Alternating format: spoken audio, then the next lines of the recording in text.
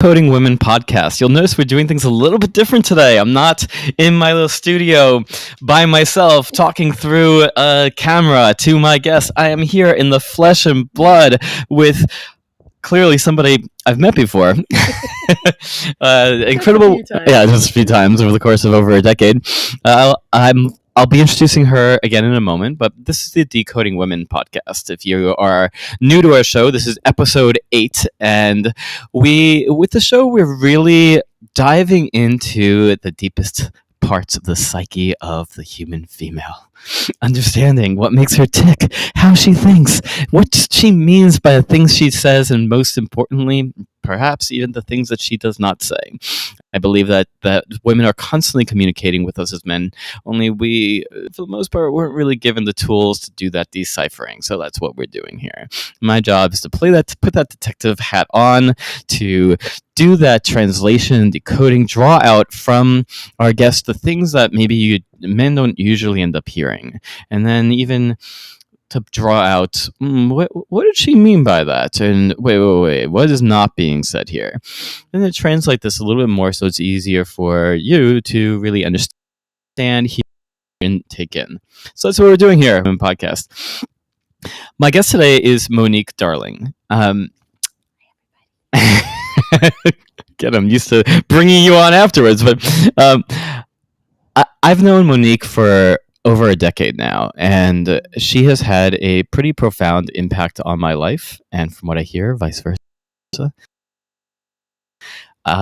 Story, much of which I'll allow her to share, but I'll give a little starting point. You know, she spent the first, nearly 40 years of her life Mormon, and married her childhood sweetheart. And by childhood sweetheart, I mean like from 5 years old. Childhood sweetheart. Had a few children, and three boys, and then had what can only be described as her own kind of awakening, that everything began to shift for her, and a realization that the way that she was living her life was no longer in alignment, her soul, her spirit just could not continue in that way anymore, and she busted out big time. And now she travels around the world. She's pretty much always traveling, leading workshops for men, women, people of all over this country, all over the world, around, I don't know, tantric sexuality, energetic sex. She leads play parties, conscious orgies, as she puts it. She's a big stand for vulnerability and being your most authentic self and speaking the things that you don't normally speak. Just the ways in which this woman not only has touched my life, but has touched so many people's lives. I told her last time she was in town, I guess it was a month ago, she invited me to one of her events, and I told her that my favorite thing about the event that night was just hearing the way that the people there talked about her. Just the awe, the reverence, the sheer impact that was so tangible in the room of the ways in which people's lives are impacted. But people's lives have been impacted by her, just by her way of being. Yeah, I use this phrase often in my work now around powerful vulnerability. And if there's anybody who knows me the most about powerful vulnerability, and with that powerful vulnerability, a big part of what I mean by that I think of it in two directions. One, it actually takes a certain power within yourself to be vulnerable, to tap in and recognize, like, I am going to open myself up all the world to see my, some deep part of myself that maybe some part feels like I'm going to die by doing so, or I'm open to the slings and arrows of others, and still I will do so, and still I open myself up so completely. But there's this other side to powerful vulnerability, which is the way in which when somebody does that, potency, the power that can hold, the power to impact others through that vulnerability, through sharing that which is usually not shared, to speaking the unspeakable, can have such a profound effect on those who bear witness to it. And again, I've witnessed this again and again with this incredible woman here. And the ways in which that inspires so many other people to do the same, myself most included. So today we're going to be talking about lots of fun things, like when a woman wants sex more than her male partner. Usually That's a thing. That's a thing. Something that seemingly you might know something. I'm going to speak about women being the initiators of sex, of desire, of, and dating, approaching, being the one approaching, and the particular challenges and opportunities that opens up.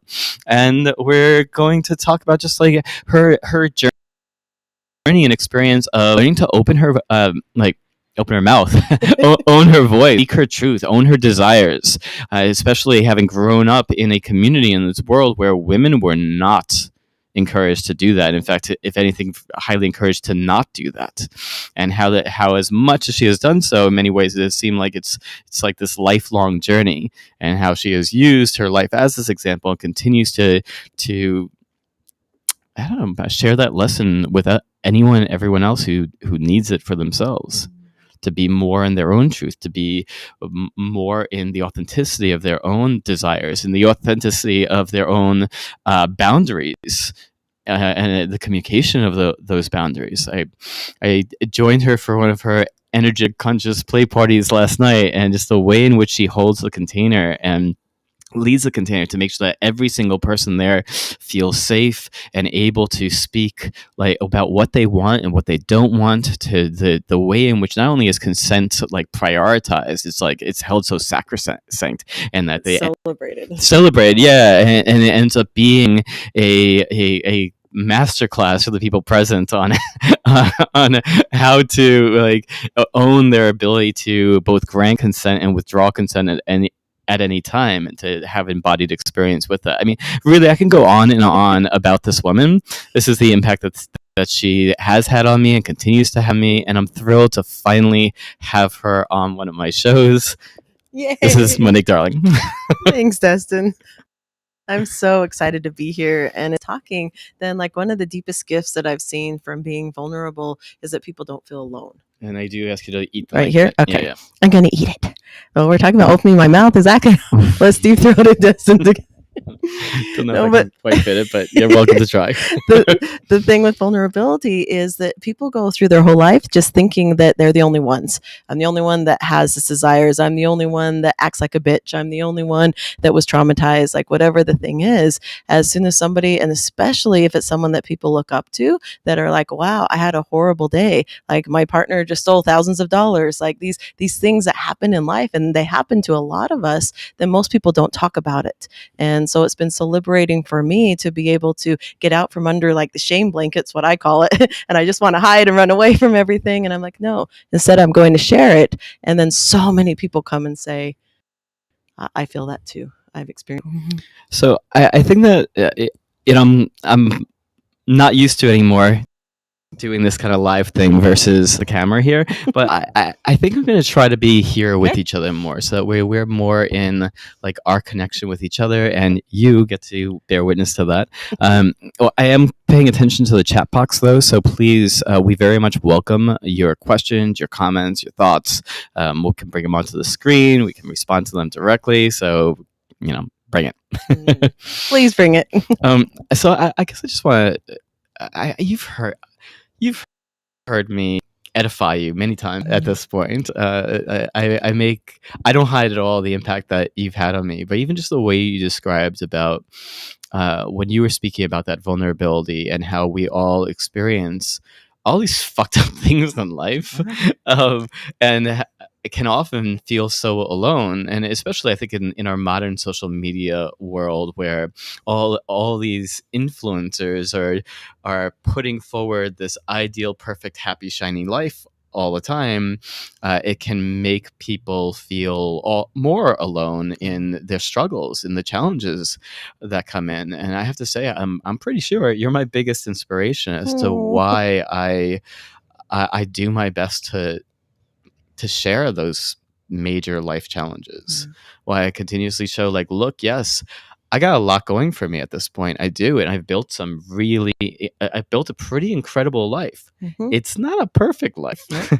I'm, Well, I I'm, don't think that exists, Destin. I, I I, don't know of any perfect life out there. I'm hit with challenges practically all the time. Mhm. There's always something that I'm dealing with, and sometimes it's like multiple things. It just seems like this never-ending barrage of. I describe it as all the fucking things.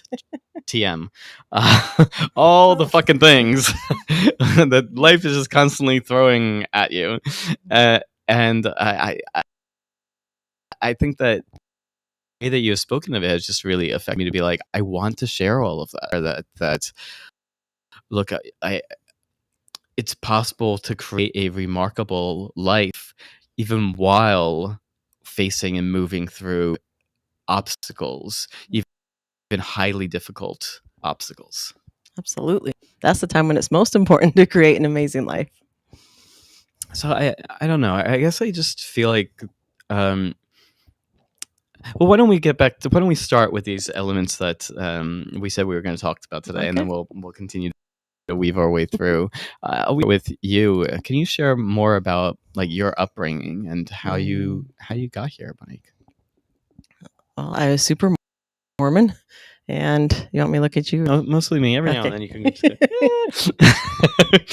No, but I had a super, super repressed religious background, and I didn't masturbate till I was 34. Like everything was shamed, and I was this curious child that felt everything, saw everything. Like I go up to my mom at 6 years old, and I'm like, "Hey, I think Benny's not going to be around very much longer," and he dies 2 days later, and they're scared of me, and they're like, "Oh, what did you do? You're a witch."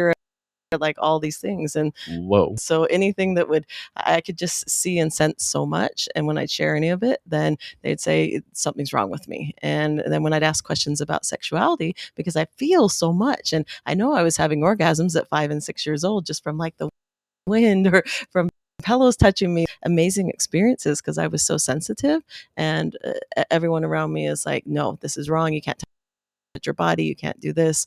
And anytime I just even ask about, especially as I got older, about sexuality, then it's like, that's for procreation. Even talk about that till you get older. That's only something that you do when you're married. And so I just constantly felt like there was something wrong with me while having this whole experience of life that it seemed like nobody else on the planet could understand.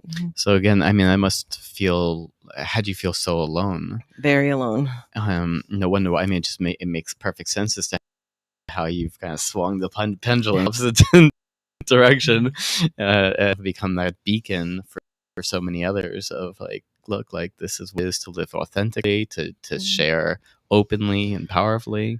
So I'm just curious, if you say that you didn't you say you didn't masturbate till you were 34. How old were you when you got married?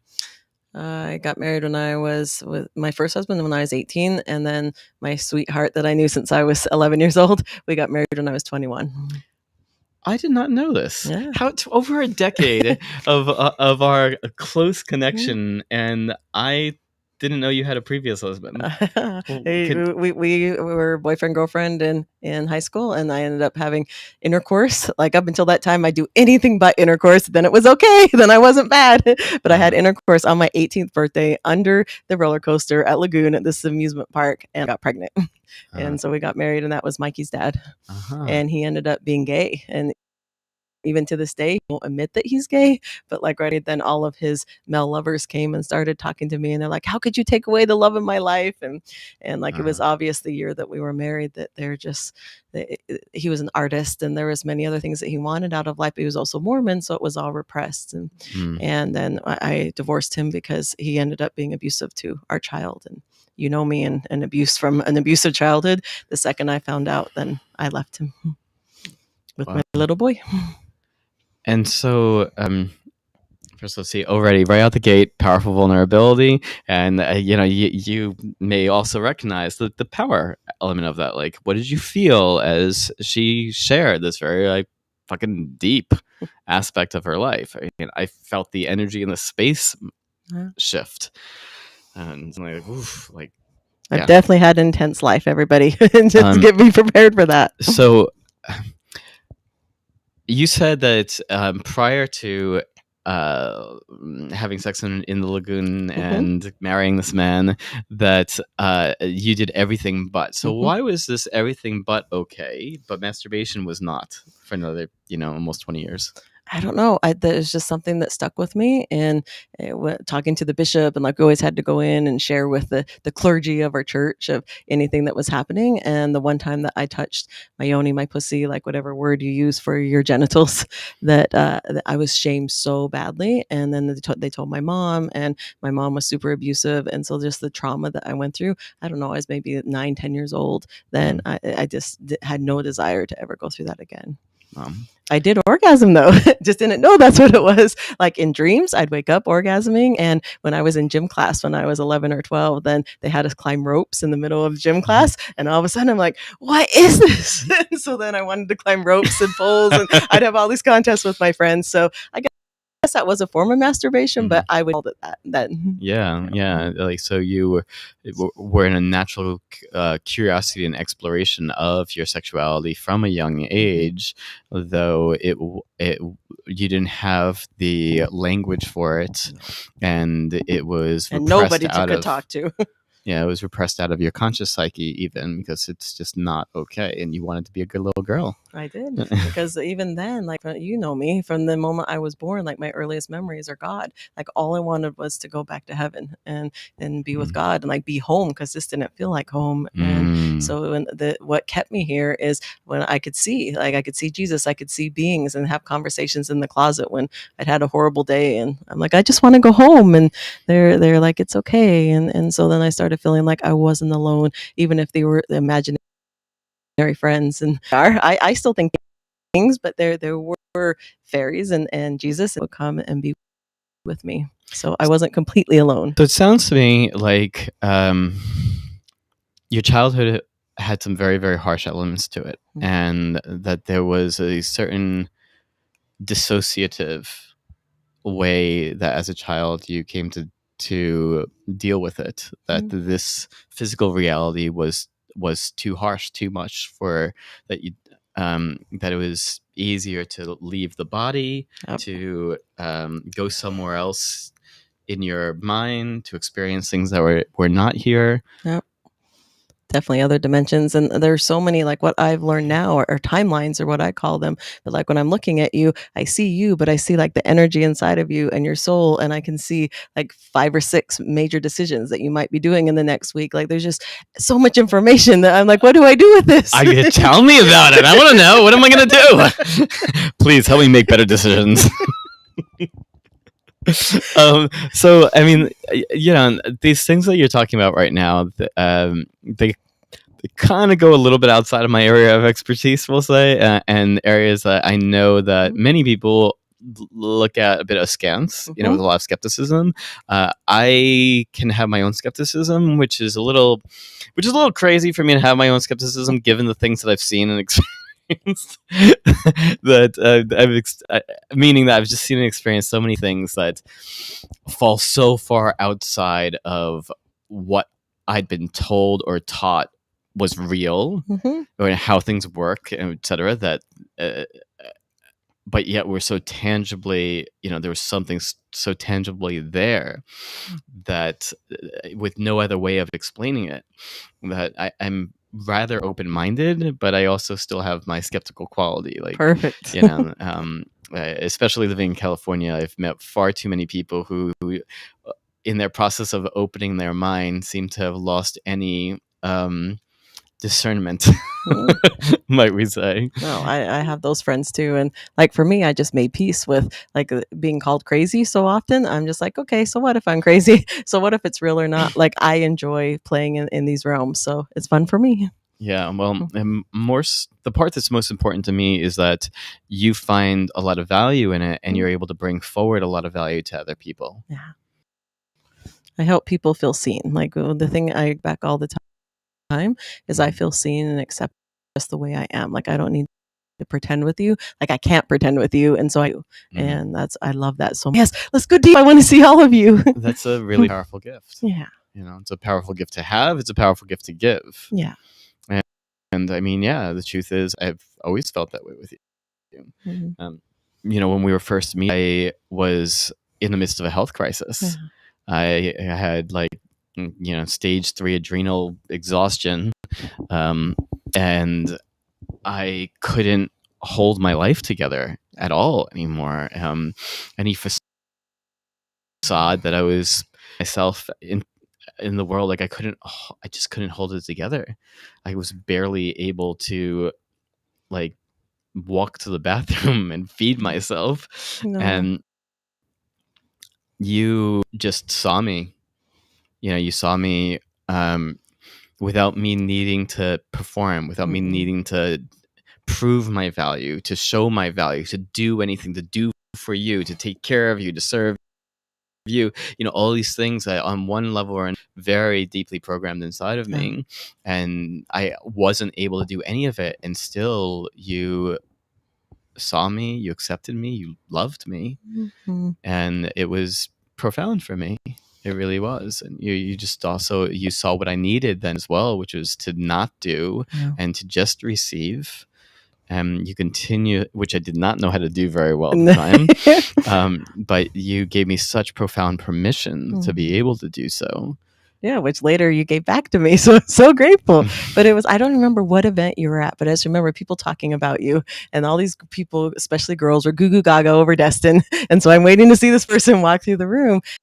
And I just saw this glorious soul that all you wanted was to be held. Like all of your guys are just, go hold this person. And I remember it took probably 4 or 5 months until I finally got you on my table. And it was where I finally started giving sessions. And so I'm like, look, come take sessions from me, because I'll help you and you can give me feedback. And it was so beautiful when we finally got you on the table. Because for me, all I could see is this person that holds so many that needs to be held. And it wasn't until years later reflection back at what I need to do for myself. So I'm so happy that you gave me that transmission and I could be that for you. Yeah, it's so funny. As I hear you say those things, I'm also like, I'm not sure that things have changed that much. Like, yeah, I mean, I have an incredible wife and family now, where I have this way of being held that I've never had before, without a doubt. It's definitely a sense of like, I give and I do, and I work, and I, so much that there is not a feeling of imbalance. It's easy for me to get to a place of depletion, and a challenge to continuously kind of remind myself to self-care, to fill my cup. And I understand it, and I'm way better at it than I was when I was younger. But it's one of those things. It's like an ongoing growth path. Fun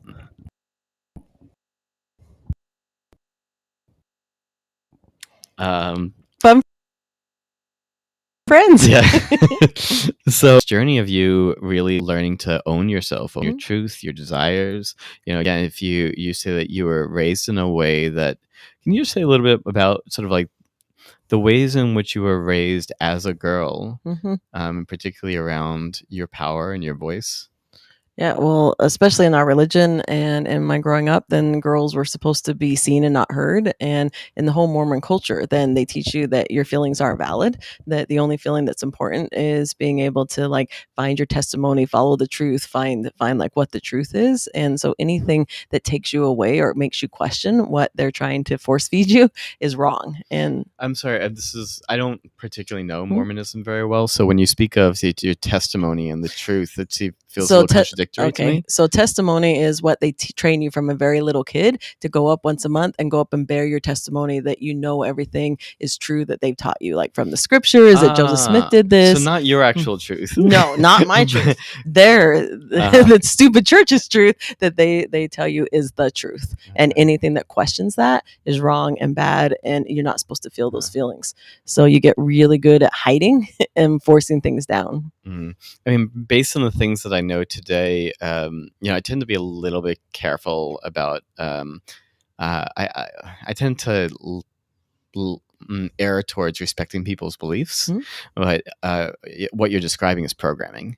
Like I know, because I work with people around self-programming, intentionally programming their psyche and reprogramming their their beliefs, their inner voice, so that in a way that can really support them in creating the life that they really want to have. And what you're speaking of is, it sounds like it's indoctrination. It definitely is. A strong force on the outside of, let's just drill this in until you can't quite tell the difference between what we're telling you and your truth. Correct.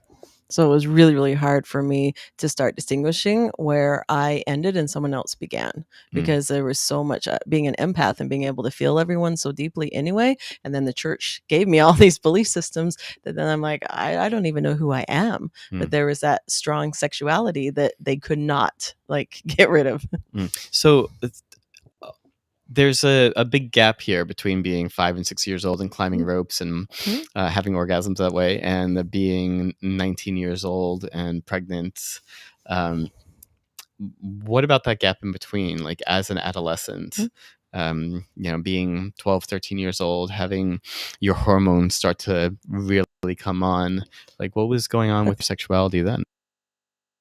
Well, here's something about me. I used to Washington to Utah because I was living with my dad up in Seattle, and my friend got tickets to George Michael concert and backstage passes, and she invited me, and my dad's like, no, he's bad, you can't go. And so I called my grandma because I was really sad, and she got me train tickets to come home. Guess who was on the train? So I made out with George Michael when I was 16 down in the bathroom, honey, and the conductor's down banging on the door.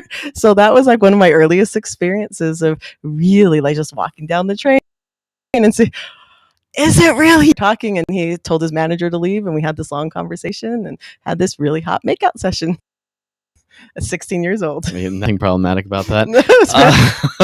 But for me, that was just this huge awakening, and it later led to that there's I have this deep magic of when I really start asking for what I wanted, because I was so sad, and I'm like, I want this thing, and here it is, way better than what it would have been had I gone to that concert.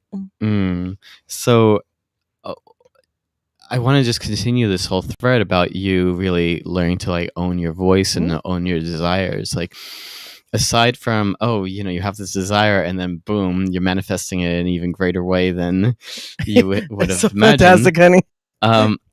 What were these other real turning points that took you from your voice doesn't matter, you just need to stuff it to here you are, utilizing your voice on a daily basis to affect thousands of people's lives? Well, the one thing that the church couldn't get rid of was in all the scriptures it says to love everyone, and I had such a deep love for outsiders, and in our community especially, it was gay and queer people, and so my best friends were gay, and the church treated them so badly, and so I was always in trouble because I go and argue doctrine with the leaders and just say, look, your own scriptures say this, so what? They would just say, no, you just don't have enough faith. If you had enough faith, then you would know what you're talking about. And I'm like, but I'm reading you your own scriptures. And so I started finding my voice that way and standing up for other people. And then there was just so much feeling inside that then when I actually would start touching boys, I went and we had this girl, we both had a crush on the same boy in 4th grade, and we went and tied him up and started kissing him, and I got suspended for 2 weeks. Was this a consensual experience? Probably was. But I was in 4th grade. I didn't know. I had many things done to me that was non-consensual. So therefore, it's okay. Well, I'm not saying it's okay. I'm just saying you're asking what the journey was. Yeah. Please continue. So we became really good friends, and we actually were kind of lovers in high school. So he got over whatever non-consensuality it was in 4th grade. But that was reasserting his power. Yes. So, but there was that's where I started having emotions and feelings about boys in particular. And I also had around women, but I shut that off until I found Tantra. And a few years into that, I actually really want to explore with women. But in my younger things, and I just directed all that chemistry towards male-bodied humans. So, there's so much to unpack here. But I want to bring things to this high sexual drive that you've made sexuality an essential part of your life. Mhm. You organize conscious orgies, as you put it. You bring dozens of people into one shared space, where in various states of undress or complete nakedness. It's so delicious. And People are allowed, and we get to normalize sexuality, which is the opposite of everything I experienced. yeah, so I mean, that seems to be the case for much of who you are and what you do seems to be like the opposite of what you were raised with. Yeah. And I'm curious about that journey. Like, what led to you leading your first conscious orgy? Well, Cuddle Party came first. So, Okay, first of all, define that. What does that so mean? Cuddle Party is a non-sexual space where I use the same rules that we use in sexual spaces, and they give people permission to use their voice. And so my friend, I was going out to conventions in LA and creating my own like non-sexual spaces that were like Cuddle Party, just not knowing that there was something else like that out there. But I was the one sober person because you don't get drunk, you don't smoke weed, you don't do those things in the Mormon church. So I'd show up to these conventions where everybody else is drunk and are on drugs, and they'd want to have an experience. And so I'd create this thing where sexuality, people had to ask before they touched each other, that sex was off, like intercourse was off the table, that you couldn't come in drunk, or you had to come in sober. And people would have these amazing experiences where they went and were with their favorite movie stars or TV stars, and then they come and experience this intimacy together that felt safe. A friend sent me a link to Cuddle Party and said, "Isn't this freaky?" And I watched like the 6-minute clip where I'm introduced to Reed, which he became in my I had life. a conversation with him today for the Yeah. first time in a couple of years. He senses love as well. Oh, I love him so much.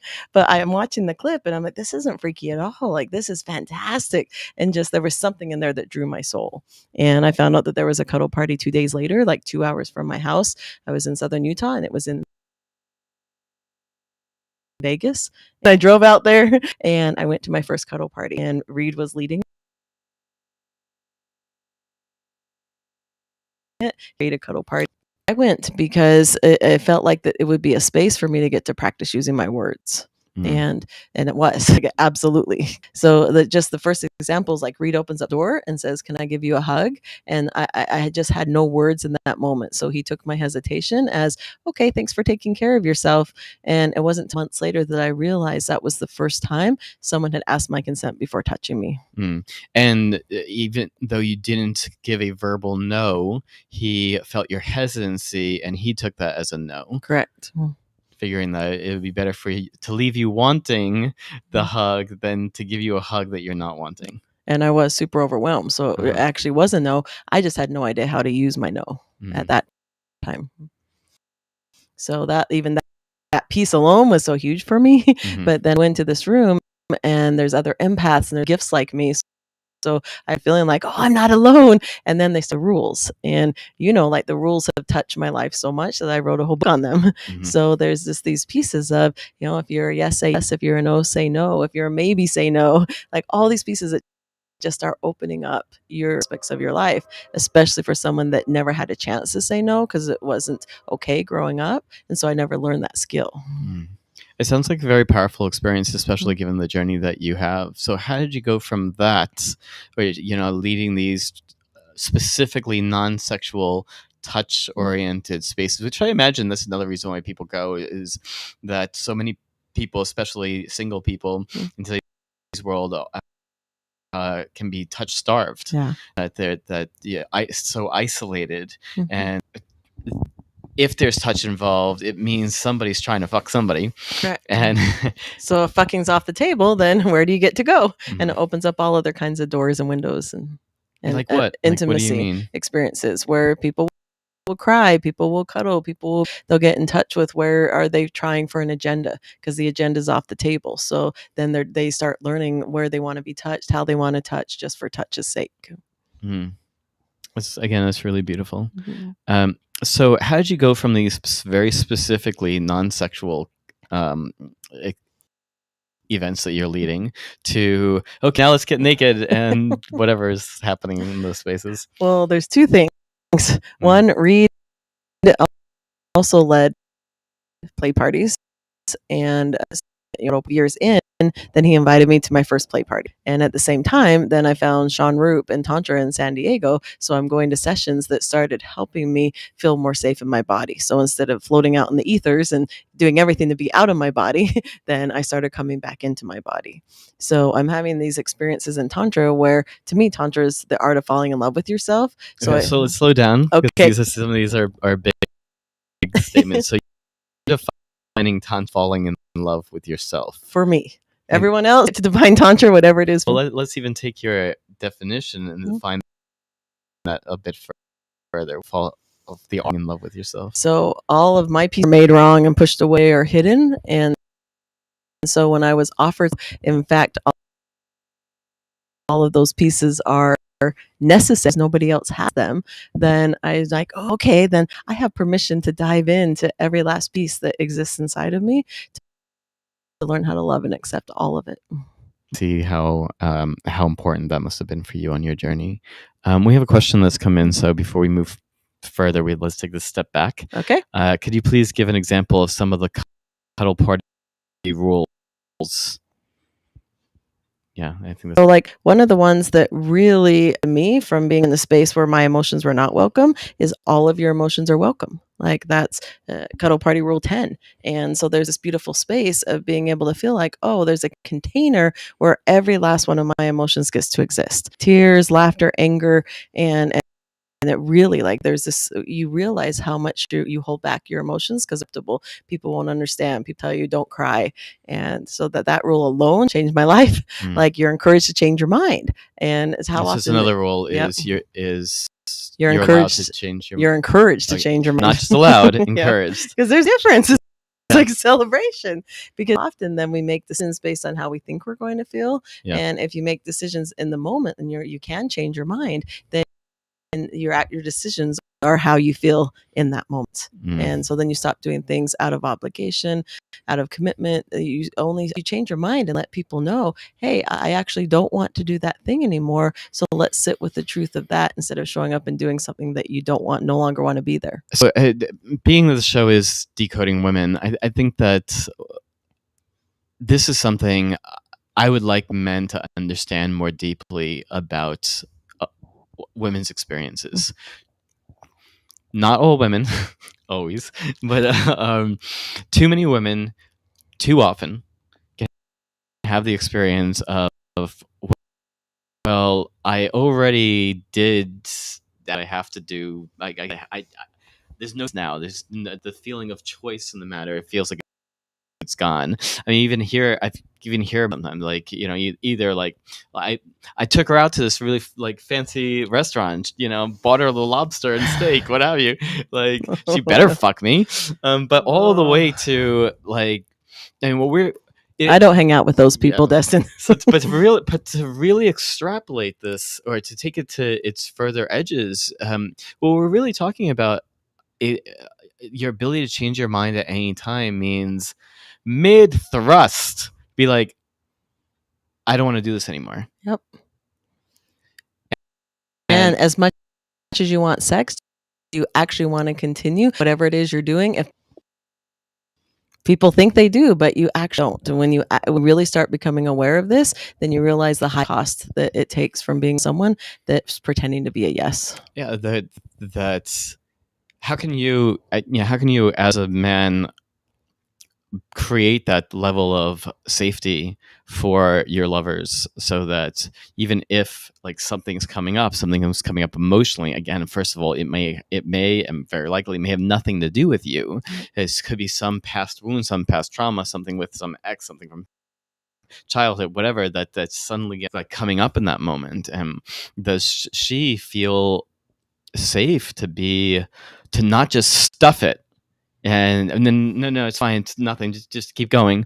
That will be very expensive in the long run for your relationship. So I mean, first of all, if you ever hear words like that, you should probably pause. Please. There's some you're certainly not going to have in that moment. At that point, arguably there's a violation occurring. If nothing else, then she's violating herself. Yeah. You know, she's ignoring or actively pushing beyond her own boundaries. And this again, I think, gets back into the breaking of societal program that we can get as men of, like, you know, we're supposed to be constantly like pushing towards the goal. And as long as she's not actively stopping us, then just keep going towards one of creating the conditions not only for her safety, but also to actively spark her desire, fan those flames of her desire, etc. And when she's in that type of pain, shutdown, resistance, there's no fire going on there. No. And it's just so much better, especially as you're talking about sex or lovership. It's so much better when everyone's in their fuck yes, because then your whole body is going forward instead of one person driving the show. And like, I love that in Tantra too, that there's this space of how can we start at neutral ground and then grow together and have those experiences together. And it's a totally different experience of sexuality than one person. And I'm the one that's usually the initiator. And I'm like, come on, let's do this. And then using seduction, and not anymore, but I used to find these places of, don't you want to play? Like, let's go and do this thing. I just want to take off your pants and have your cock in my mouth right now. Like, all of these things that people were so excited for, because most girls would, especially when I was growing up, would never say anything like that. But then I'm the one that's creating this whole thing, and I really have no idea. Creating this whole thing? That, like, whatever scenario happened, then I'm the one that drove the show. So I had no idea that I didn't ever feel wanted or loved, or like I was getting the things I wanted or thought I wanted, but it was because I was making it happen. And now then I'm like, ooh, what do we want to co-create? I'm just going to sit here with you until we feel something. So what you just described of you didn't have the opportunity to really feel desired or really feel wanted because your energy was such a force of desire that the other person just didn't have that space to really feel their own, or to be doing the leaning in towards you, because you were right there. Exactly. You're the one right there. It can be really hot. Yeah. But not if you're doing that all the time. Which I think is the case for most men, is that we feel like, again, it's our job to be the initiator. It's our job to make it happen. And that we're the one who wants it more. So is the belief anyway. And so a lot of women end up feeling like they just have to constantly play that gatekeeper of either keep it out or allow it, let it happen. And you know, one of the big parts of my work is just fuck her letting you. Like, what can you do to bring her to the point where she's actively craving you? And it's hard for her to feel that desire if all of her energy it feels like it needs to be defending herself against your desire. Yeah. I'm sorry for men that you all have that experience, and I wish there were more partners that would step up and like share their feelings and be willing to be vulnerable. Well, I'm curious about what, you know, some more of the I don't know, I guess pros and cons that you've experienced being that initiator, being the one who's expressing your desire, your sexual desires, your desire to play, your desire to suck and whatever else, to like how you've been received by different people, ways in which you may have been wronged or shamed for doing so, if that's the case. Well, wronged and shamed by other women. Or other people in my family, or people, what's wrong with you? You're a slut, or you're like whatever. Okay, but what about like post-Mormon life? Like, okay, so usually I don't get shamed or pushed away by the men, but then that's what I said. Like, the consequence afterwards is that then I had no idea what they actually wanted. So now how I work with that desire is that I share it, and I let people know right away if I'm attracted to them, and that they don't have to do anything at all about it. And so then that desire gets to like percolate inside of my body, and I enjoy it. And then if they start feeling something, then they can express that and share it with me back. So you allow your desire to be known, and you do so in a very overt way, not just like a coy little. No, there's nothing overt about me. Justin. Nothing covert. I have nothing covert. I have no poker face, so I may as well Just share it. uh, uh, uh, so you express your desire in an overt way, vocalize it, but then you just kind of wait. You would then allow this lover or potential lover to respond to that expression of desire, to feel like how they feel about that desire, see what he does with it, or she. Because now I have all gendered lovers. So it's just allowing. How many lovers do you have? A lot. I have my primary lover, which and most others together, but we also have solo lovers that we'll have experiences with. So I have probably 8 main lovers and then many playmates. 8 main lovers, 1 primary lover, and then many playmates. Yes. And how do you differentiate between a main lover and a playmate? Lovers are like active, ongoing relationships. Most have been like 8, 9, 10, 13, Reed's 15 years now. So it's like a long term that we're in each other's lives. And it doesn't matter whether we're actually actively engaging in intercourse, because there's been times when I was like consciously celibate and we were still lovers and they still love me. And then there's sometimes when we're super slutty and we go out and sleep with lots of people together and like tag team people. So the lovers stay in my life consistently, whether I'm being, celibate or monogamous, because sometimes I was monogamous with my partner for a little while so we could set a foundation. And so like the lovers are there for the ride and they each have their own life and their own thing. And so it's like this deeper commitment to like a soul level. And it's that we get along, and there's like ease filled. And when the number one rule is, especially if I start playing with someone, is that we sit and talk about everything that's there between us and anything that like fears, boundaries, desires, and knowing that just because we play right now doesn't mean that we ever need to play. We check back in, we see each other again, we get to see what's alive now. So it's dropped the expectations from me or for them, and we just get to have this moment right now. I have so much to say to that, but I've noticed some things have been coming. Okay. Some of the things that have been coming in here. I'm wondering, do you have really short intercourse? So you don't. Okay, you got to be really careful with these open chats. None of these are particularly worthwhile right now, so we're going to continue. Honey, you're the hippie and I'm the masculine. Yes. I love it. I'm usually the hippie. Let's see who can out-hippie the other. So, I've lived a rather promiscuous life myself.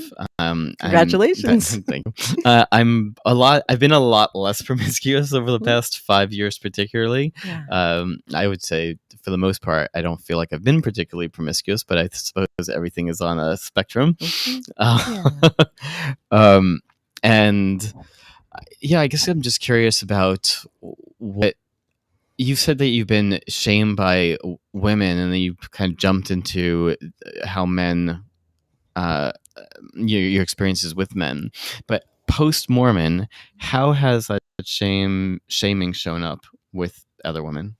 Not so much now, and just because of the people you surround yourself with. Like when I first started on this journey in Tantra, like when I was getting out of Mormonism and finding this arena, then there were some women in our circles that were like one way to your face, and then they were going behind your back doing things. And so I quickly learned, like, again, so much of my life is I learn what I don't want to really open up what I do. So I'm just watching these things happen. And poly, like I'd never call myself poly, because to me there's so much around that of, if you say I'm poly, then it means this and this and this to people. So if I say I'm an open relator, then they ask me, or if I'm not monogamish, then they're like, what does that mean? And if you say you're poly, they're like, I want this. I think it'd be pretty hard to put you even in a monogamish category. Well, yes, that was a few years ago. Now I'm a total open relator, but there's this beautiful area that you can change your mind. And my experience with a lot of women in the poly community were that they would pretend one thing and then go do whatever the fuck they wanted behind the scenes, and then just say, oh, well, you just need to be more open. Like there was so much in the poly community that was about shaming of like, oh, you just have to let your partner do this. You just have to go through the jealousy. Like if you were really loving, then you would just allow all of this. And my whole soul was like, this feels horrible. Like this is just as bad as what the Mormon church was doing to me. And so instead, then I would feel the jealousy and I would go and sit and talk to the other person. And I'm like, hey, are you willing to sit with me? Like, what are you feeling? What are you noticing? And we create this deeper sense of intimacy instead of, oh, I'm jealous, so I need to just like throw myself under the bus and allow my partner to do anything anyway. Or like, oh, that person's bad and wrong, and why would she try and take my partner away? Or like all these things I was experiencing in the community. So do you still consider yourself part of this poly community, or like, again, I mean, you seem to surround yourself with people who are put a high priority on their sexuality, enjoy these communal sexual experiences, and lots of different lovers. How do you differentiate that from this? So I don't care if my community? friends call themselves poly, but most of my deep lovers would say that they're non-monogamous or open relators also because of the stigmatism on poly.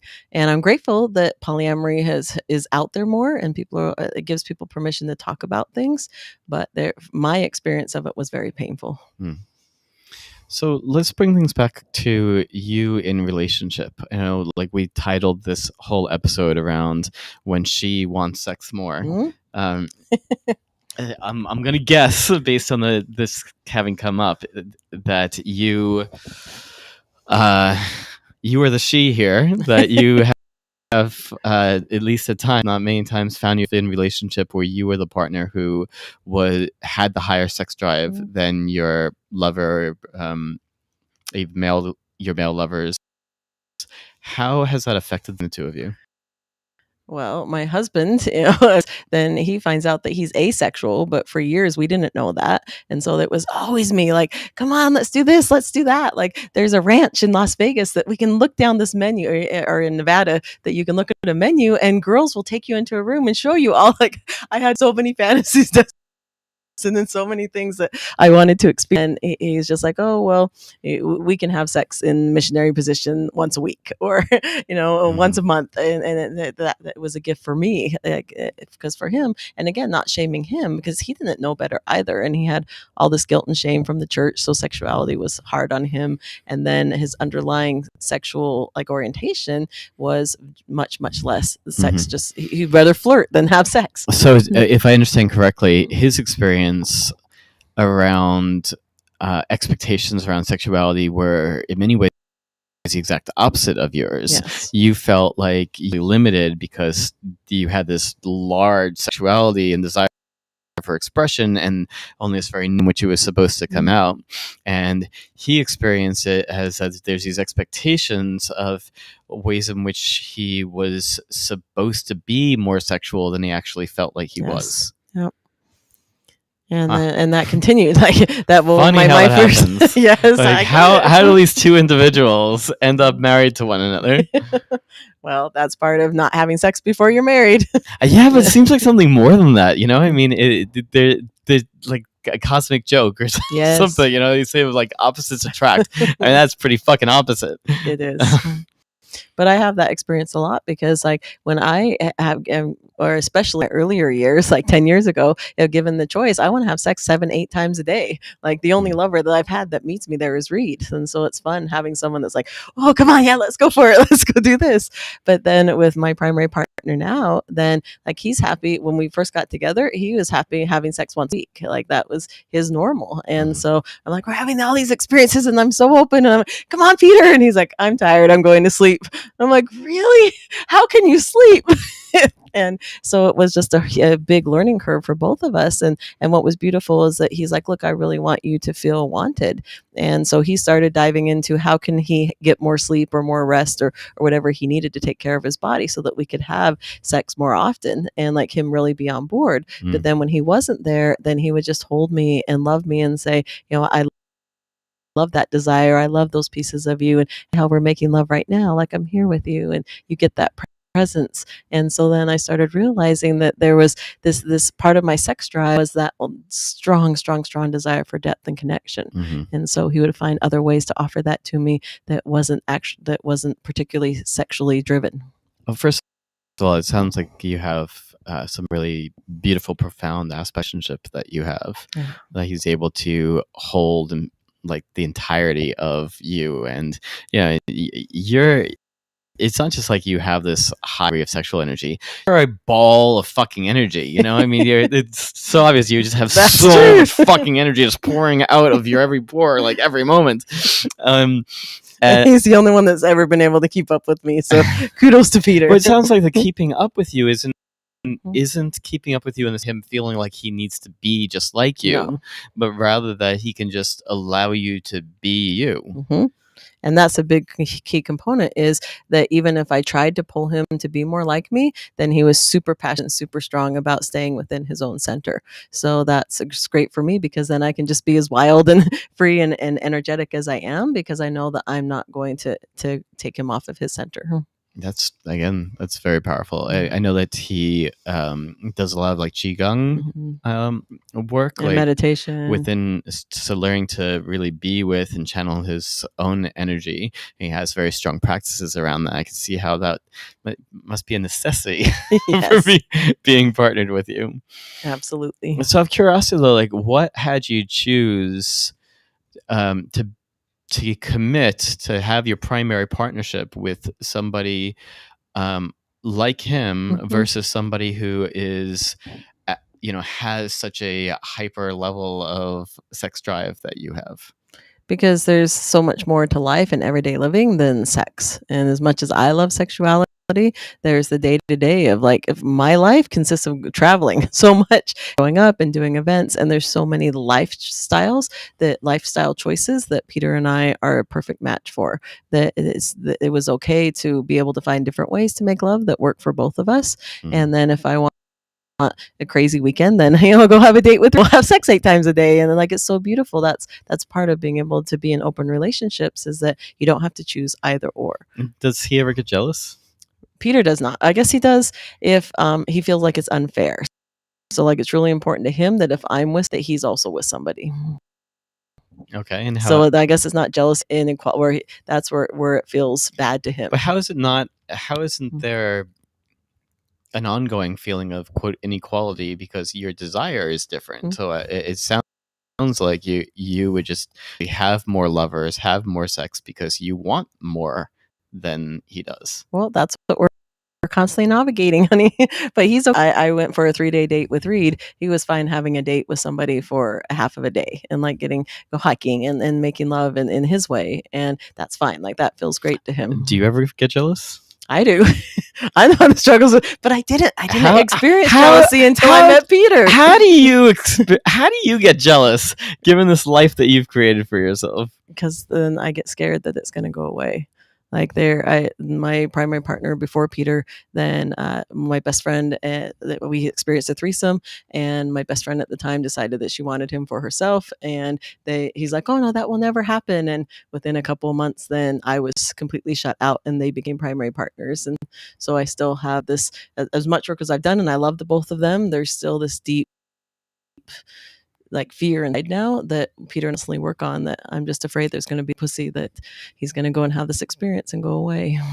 So I sit with it. Again, I talk with the other women. The women know, and Peter knows, and so we talk about all of it. And when these feelings come up, then me and the other women just hold each other, and like, again, everything's in ease. And if me and Peter aren't full, then we're not having those experiences with other people, because it's not fair to us or to them. So you really like to feel like your cup is full and his cup is full and your relationship is strong, and to be open from that place, versus you're in an open relationship because your main relationship is not going well. Correct. I think that that's a horrible idea.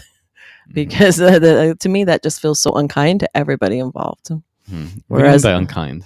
because then you're looking for somebody else to fulfill a need that instead, like for me, if you're being in open relationships and someone's happily coming and being part of a coupledom, then it's important to be able to be bringing more to their life than taking from their life.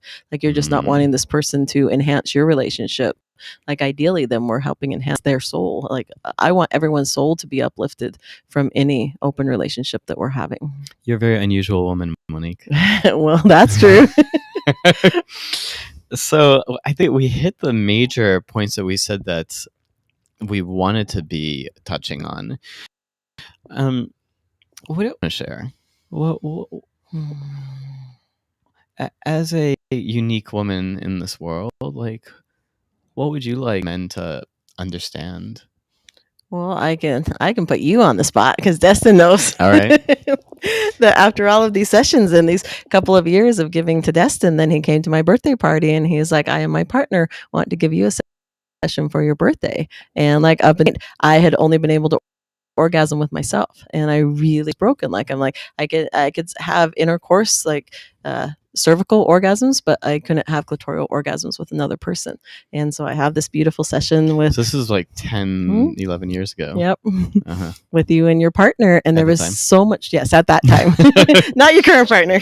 And there is this beautiful presence, and there was just this space where I felt completely and utterly safe. And there were tears, and there were screams, and there was like all this energy that was there, and you were just there and totally present with me. And then and you weren't trying to get anywhere or do anything. And so there was just this beautiful place of my body relaxing and opening. And I felt as safe with you, if not more so than when I was by myself. And then I experienced an orgasm because that's not what we were trying to do. And I was like, oh, like everything relaxed. And I just loved you even more. And I'm like, I'm not broken. And so then there was this how do you say it? Like the bar was set at this beautiful space of like, those are the experiences that I want. And first of all, I'm so thrilled because at the time I didn't know that it was having such a profound on you. More than anything, I wanted to give back to you for how much you'd given to me, and knowing like this is sort of like your love language, it's kind of given this way. and I'm curious how. Like how did that change things moving forward? Well, then it really got me in touch with what is it that I want? Because everything up till that point was, how can I give to somebody else, especially in lovership? Because I gained so much from giving that I could bypass my own wants and needs, because I am so highly sexual that I could have different like whole body orgasms, that it didn't matter so much other than, oh, all these other people are types of orgasms or these types of experiences.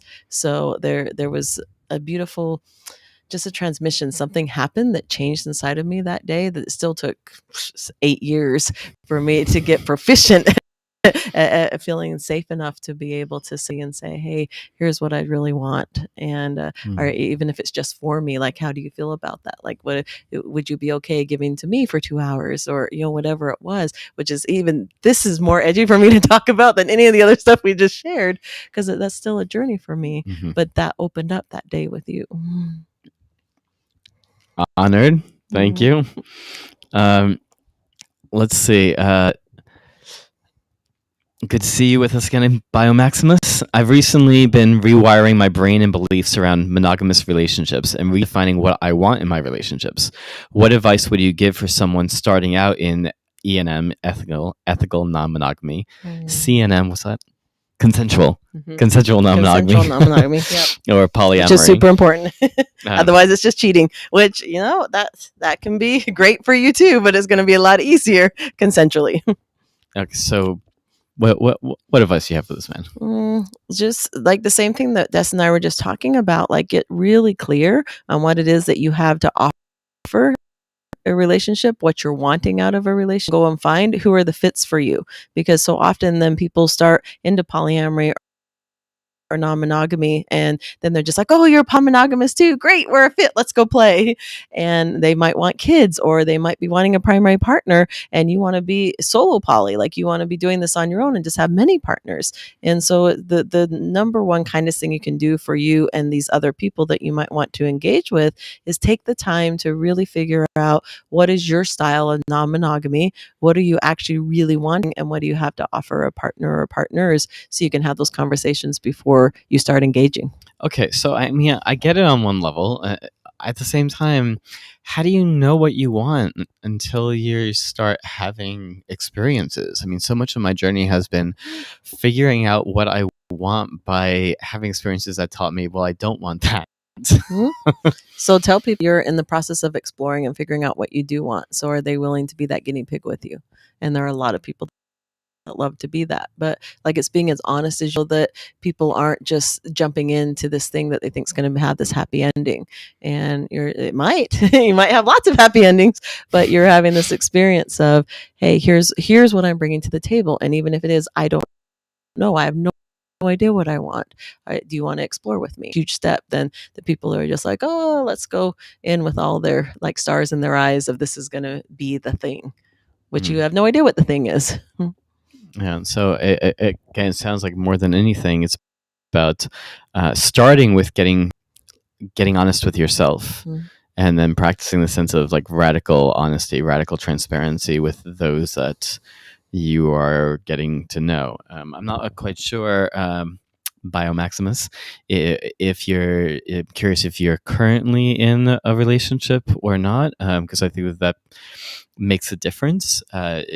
If you're wanting to enter into brand new relationships as a solo person, and to do so in an ethically non-monogamous, consensually non-monogamous way, or if you're currently in a relationship with somebody who, especially if somebody who may identify as monogamous, you've got a whole other set of challenges to navigate. Yes, that's true. What do you do there? Then you go have the difficult conversation.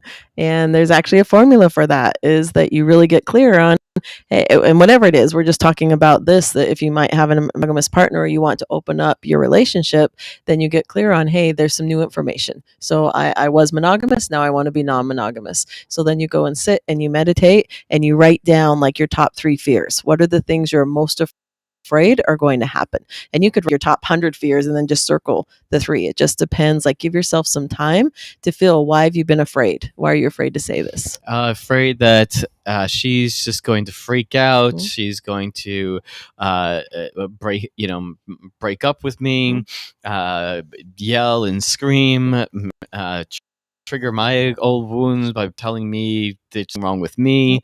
I'm trying to think of what other things can come up. That maybe I think that I'm fine with it, but then what about when she starts fucking other people? How am I gonna feel about that? And she thinks.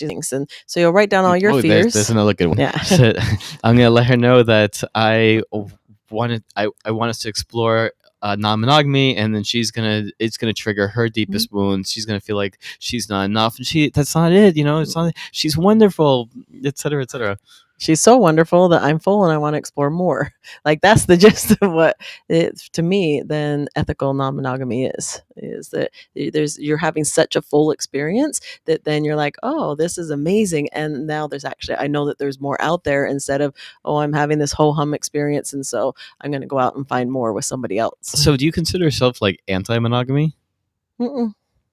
Nope. I have plenty of friends, and that's why I said, like, I was monogamous for 2 years with my partner. So. Wow, a whole 2 years. Yeah. Huh? Well, I was monogamous with my husband for 15 years. So I've had many monogamous stints. So I'm not against monogamy, but I'm monogamy. So like, if you go through, I have plenty of friends that are super poly, and then they're like, oh, I actually want monogamy and I want this with a partner. That's fantastic. Like, and it works for them.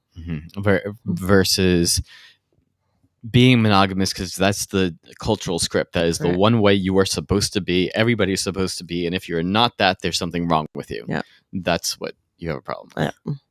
I have a problem with anything that people say this is the way it is for everybody, because that's not my experience. Yeah. You have your own way, and I encourage you to start question anything that people tell you is the way. Yeah, I'm much the same way. And I have to say, at the same time, there are ways in which these old cultural scripts can still live on inside of me. It can still, like, I can still hear these faint echoes in the back of my head sometimes, and not even realize it at first, and realize that it it just feels like this ongoing journey of deeper and deeper levels of self-acceptance. Yeah. Well, I'm sure that my jealousy too is those cultural norms and of one person being with one person. So there's just the crazy aspects. Even though I've experienced all these other experiences, there's that little girl inside of me that's like, oh, well, if you find the one to ride off into the sunset with. So I know it's part of that too. There's just some follow-up. I agree, Dustin. Fuck, I have no idea what you're agreeing to anymore. I've read so much to understand, define what I want. I've been going on dates and getting familiar with poly individuals. I think this was to me saying, but how do you know what you want until you're having experiences? I'll just read it again. I've read so much to understand and define what I want. I've been going on dates and getting familiar with poly individuals. And then he also responded, I'm single but going on dates. My past relationship was monogamous. That was starting to be poly, but my previous partner was not honest with me. I was hurt with her dishonesty and essentially cheated. Her dishonesty and her cheating on me. So even though you're opening into a poly relationship, your lover was dishonest with you, maybe not telling whole truths, sneaking around, or otherwise being deceitful, and that still gave that feeling of being cheated on, even though in theory you were opening your relationship. It could be a question, well, how can you cheat on somebody if you're in an open relationship? And I think it really comes down to the cheating really means a breaking of rules or agreements that the two of you have, but between each other, spoken or unspoken. And quite often in relationships, people have unspoken agreements, which is one of the things that causes a lot of problems. But when we have this type of open relating and we have like open and transparent conversations with one another, there is that opportunity to just kind of rewrite the rules. What are your agreements? Maybe your agreements are something completely different than these more kind of mainstream monogamous ideals that so many of us were raised with, but they both work for both people involved or all people involved. As long as it's working for the people involved, then great. But it's also possible to kind of be in this other place where especially because we're still culturally learning how to do ethical non-monogamy. Our models around it are still a bit few and far between. The more prevalent model is pseudo-monogamy and quietly cheating on the side. and you can find lots of models for that out there. So if you do want to be very open, I found that, or even my own life, like I'm on the spectrum here. I'm not I'm not cleanly monogamous. I am not on the far poly side. I'm definitely somewhere in the spectrum. And in my journey of trying to explore and figure out what I want or how to do these things, like it was like trying to figure out how to do this right. And these old programs were running the show, and these like unconscious kind of like sneaky elements are not quite expressing my deepest truth. They're trying to find the right way to say it to get my predetermined outcome, which doesn't feel good, doesn't really work for anybody. So I think that this is quite common especially for newbies on any form of open relating type of a path. You have anything to say on that? No, just what you're describing is relationship on your terms instead of anybody else's terms. And then you actually start living a life well lived for you. So I love what you're describing.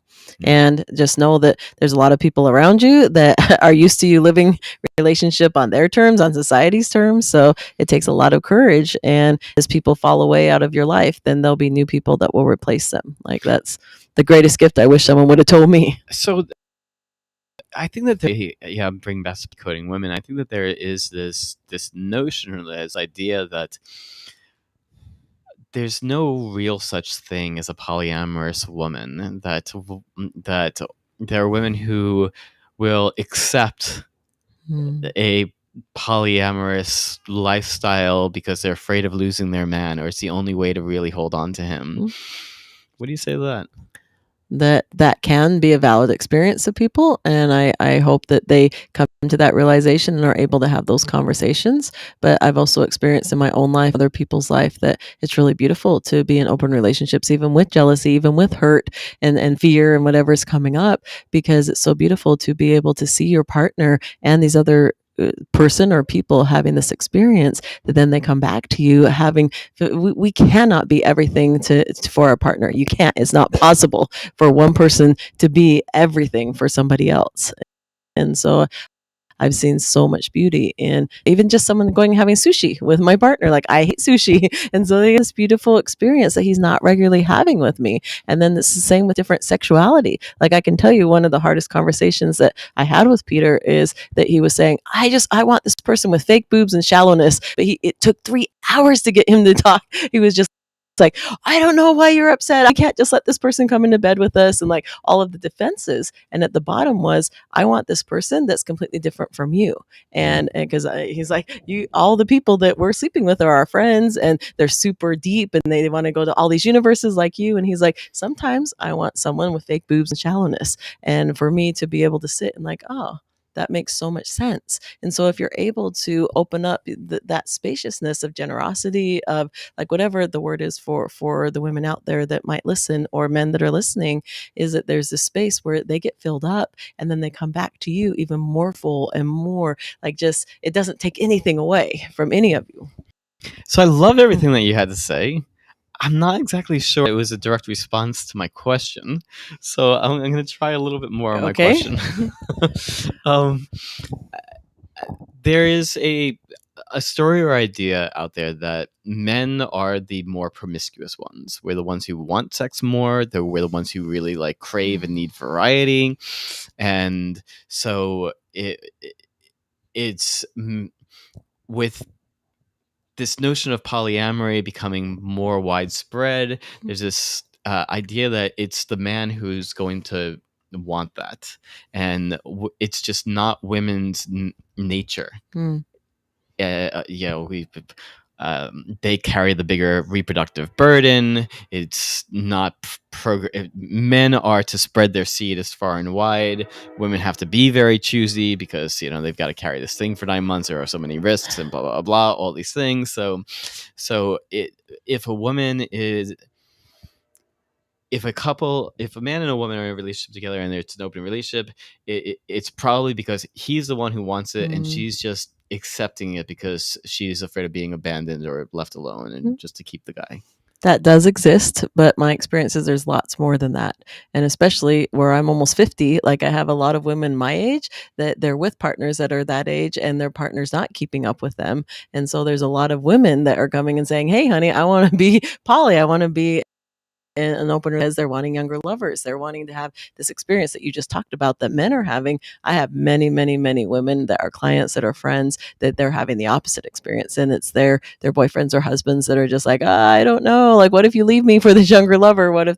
So it's as equally, it can like the other gender wise also, that men are following along because they don't want to be left behind. And it's actually the woman that's leading I want this more. And it sounds like you're saying, particularly as these women are getting older, owning their truth, owning their desires more, having her sexuality is expanding, while perhaps he's experiencing drops in his testosterone, his desires, his energy levels, and not, as you put it, keeping up with where she's now at. Sometimes. And then I encourage that you just find more ways to be able to connect with each other. And then maybe there's a piece of like, I am full with my partner, and I just want to go and explore with others too. I was just saying to Reed earlier today in our conversation that I'm like, look, like in theory, I totally want a lover or lovers in theory. Truth is, I don't have the time, energy, or space for that. Between my wife, my kids, and my whole business empire, like, where the fuck am I gonna fit that in? Now, if this person could magically land in my lap, like right here in my lap, then that might be a different story. But the whole like process of like dating, getting to know people, and weeding through and blah blah, I'm like, that just does not seem like a good use of my time and energy. Depends. And if that's something that you're longing for, then you prioritize. And then you have these deep conversations. Like, go sit and have tea with somebody. Like, you go have lunch with a friend anyway. Go have tea or lunch with somebody that's a potential and say, hey, I want you. I have like 15 minutes a week. I have an hour a week. I think you just described it though. I would with a friend. The circle that I do have, the people who I do consider close friends, I never see them enough because like I don't have enough time and spaciousness. So again, it ends up feeling like it's sad in some way. Like, yes, love may be our capacity for love may be infinite. Time is finite. It is. So you prioritize what it is that you want. So for me, it's just having those conversations. If there's an attraction, then I make that time 20 minutes and just get really, really clear on what is a good fit for me and how I can be a good fit for somebody else. And then when we're together in the same city and there's an opening, great. But it's not, I know, and that's another thing, like so many of my poly friends, then they have all of these spreadsheets and they have all these things and they go out on dates week 3 with this person and they sleep at this person's house. And like, that's great. I think it's fantastic. It's just not my way of doing things. Like, I want it to be organic. I want there to be this, like, if someone needs a text every day or they need me to write them all the time, or like we have this ongoing communication, I don't have time. That's like one of the things I talk about, and the people that I'm involved with all have life like you, like me. And so I learned right away that I don't date the people that are sitting there and waiting for Monique coming back. And so it's like, who are the people that are super excited and they're like, hey, we have an hour lunch break. Let's get together and do something really exciting and then go back and do these busy lives. So it doesn't have to take away from your busy life. Well, I want to thank you for both joining us for the Decode podcast today, for sharing both the ways in which you're very unusual for a woman, as well as the ways in which you're a woman. And I guess let me end on there for a moment. What are the ways in which you feel like, at the end of the day, you are a woman, you have a little girl, like, how does that show up? So I love to have I love to wear dresses and get my hair done. Like, when I love being treated with softness. Like, I love really being met with softness. And how else am I a girl? I love to imagine things. I love to write stories, or I don't know. Like, I always feel like I wasn't born manual destined. So there's girly things that exist inside of me, but I don't really feel like I'm a boy either. I feel like I'm something else. You're something else, Monique. That's for sure. So, how would people who want to find out more about this something else, Monique darling, how would they best find you? Everydaytantra.com. And often in San Diego or Mexico or Austin or DC. Those are my main hubs. So come play. Last I want to say, we're actually in a venue right now where we're going to be hosting an event this evening in like an hour called, what are we calling it? The Art of Adoration. The Art of Adoration. Can you say something about what this is about? It's a beautiful space of, like we've talked so much about in podcasts, is that it's really hard to receive. Most of us, the world's filled with givers, and that's okay. Like, it's great. People are wanting to offer their gifts, but if everyone's giving, there's nobody there to receive the gifts. And so tonight is all about being able to feel into the receiver side is learning to open up and unconditionally receive without need to give back. Like, to really sit with all those parts inside of us that say, oh, well, you're giving me that, so I've got to give this back, because there's nothing you have to give. And then the givers, as they're going through the space and offering, they're being received fully. So both sides are getting these humongous unconditional receptivity. So we last led an event like this together about 6 years ago for about 200 times. And it was really beautiful and remarkable. We filmed it with like I spent a fortune on filming that day. We had a jib arm, this whole like crane camera that came in from above. It's really beautiful. Yeah, and we put together a whole product around called the Gift of Puja, and this is actually the first time really that we're doing some sort of like official plug for that gift. So if you want to experience this puja experience, this like deep devotional experience, whether with your partner or lover, with a stranger, or if you want to like lead events like this of your own, go to evolvedmasculine.com/puja. I've priced it very, very reasonably, pretty cheaply if you ask me. I will take you through this whole process, tell you the kind of key not ingredients, what do you call them? They assure that you need to have to run this to have this experience. You can create an incredible date night between you and your special person in your life. The supplies. There you go. There's supplies that you'll need to do this. All things that you can very easily if you don't already have. So again, it's evolvedmasculine.com/puja. That's PUJA. And download, stream it, like watch the and allow yourself to be guided.